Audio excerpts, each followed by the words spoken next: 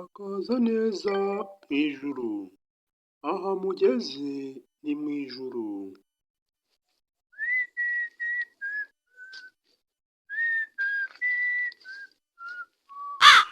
Wa mugabo we urasabwa kwitwara neza kuko hano uri ni mu ijuru. Bose ngo iki se? Itware neza. Wapi?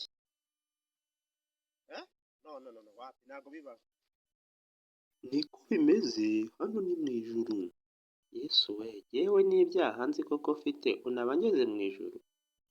Yego rwose, hano uri ni mu ijuru.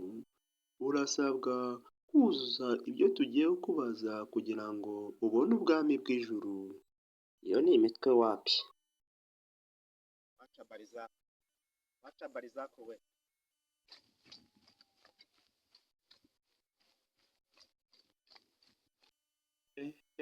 Have. Urambaza iki? No. Waba hari icyo ubonye? Hasha. Ariko ibintu ibyo bintu mwabigiriye intambara wa mugabo we. Ibyo bintu uko mwabyihoreye. Genda gake nurangara uriya mugabo arakujyana. Ibintu by'intambara mubivemo. Tuza hano ni mu ijuru. Urasabwa kwitwara neza. Mureke kurwana intambara. Ariko wa mugabo we, umutima wari ufite ku isi n'ubundi niwo uzanye mu ijuru. Ibintu by'urubanza ngiye ntabwo njya mbyemera. Warabwiwe ariko ntiwumvise. Tega amatwi. Shenzo ngiye nagushamburira nkuremo nkwereka se. Nagushamburiya. Urwo mbonye hano. Senze. Biga inkuru mbi. Ibyo nibyo mwiberamo sha, ibyo nibyo mwiberamo. Tuzaruburana, nzaruburana.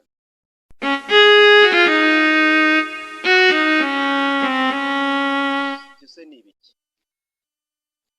Keraho twakumvise. Ahubwo buriya rero njye nta nubwo nari nzi ko ari uko mwana. Ntabwo nari nzi ko ari uko muteye mwana. Ntabwo nari nzi ko ari uko muteye.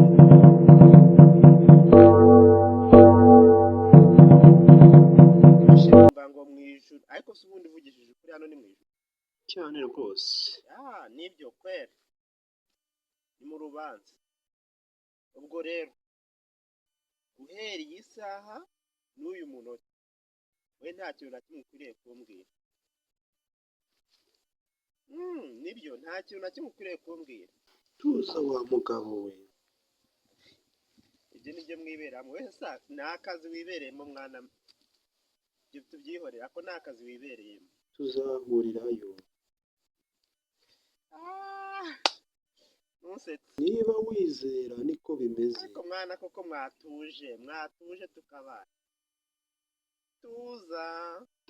Genda reka kuba ikigeragezo wa mugabo. Kankubwire rero mutibye. Mujama wanjye reka nkwereke. Wapi? Ndakumva ariko reka mbanze nkwereke mujama. Wowe akakintu urimo ntabwo kazi. Sibyo? Agakintu urimo ntabwo kazi.